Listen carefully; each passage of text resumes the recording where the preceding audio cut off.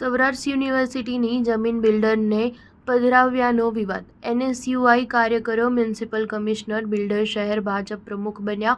નકલી નોટોનો વરસાદ કરનારા 20 કાર્યકરની ટીંગાટોળી સાથે સૌરાષ્ટ્ર યુનિવર્સિટીની 1542 ચોરસ મીટર જમીન કોર્પોરેશનને બિલ્ડરે લહાણી કર્યાનો ખુલાસો થયો છે. આ મામલે યુનિવર્સિટી દ્વારા કોર્પોરેશનને અત્યાર સુધીમાં 10 વખત પત્ર લખવામાં આવ્યો છે અને રાજ્ય સરકારને પણ રજૂઆત કરવામાં આવી છે, પરંતુ હજુ સુધીમાં કોઈ પણ જવાબ મળ્યો નથી. આ મામલે આજે પ્રદેશ એનએસયુઆઈ સહિતના કાર્યકરો મહાનગરપાલિકા કચેરીએ પહોંચ્યા હતા, જેમાં કાર્યકરો mayor, municipal commissioner, standing committee chairman અને શહેર ભાજપ પ્રમુખ બન્યા હતા. સાથે પાર્ટી ફંડ મળ્યા બાદ મનપામાં ફાઇલ પાસ થઈ જતી હોવાનો આક્ષેપો કરવામાં આવ્યા હતા. આ દરમિયાન નકલી ચલણી નોટોનો વરસાદ કરવામાં આવ્યો હતો. જો કે આ વખતે ત્યાં હાજર પોલીસે કાર્યકરોની ટીંગાટોળી કરી અટકાયત કરી હતી.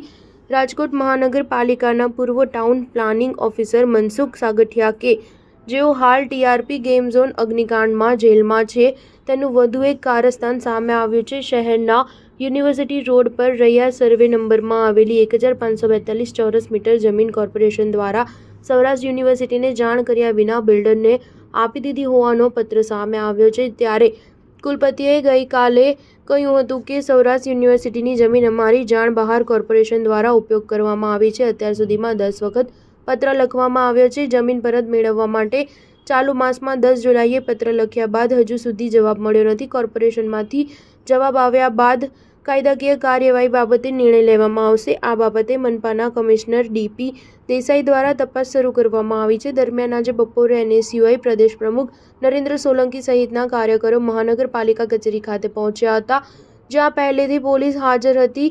કાર્યકરો municipal commissioner, mayor, standing committee chairman, town planning officer અને શહેર ભાજપ પ્રમુખ બન્યા હતા, જેમાં શહેર ભાજપ પ્રમુખ પાસે બિલ્ડર બનેલો કાર્યકર પહોંચ્યો હતો અને નકલી ચલણી નોટો આપવામાં આવી હતી. સ્ટાર ન્યૂઝ 7 હંમેશા સચ્ચાઈની સાથે.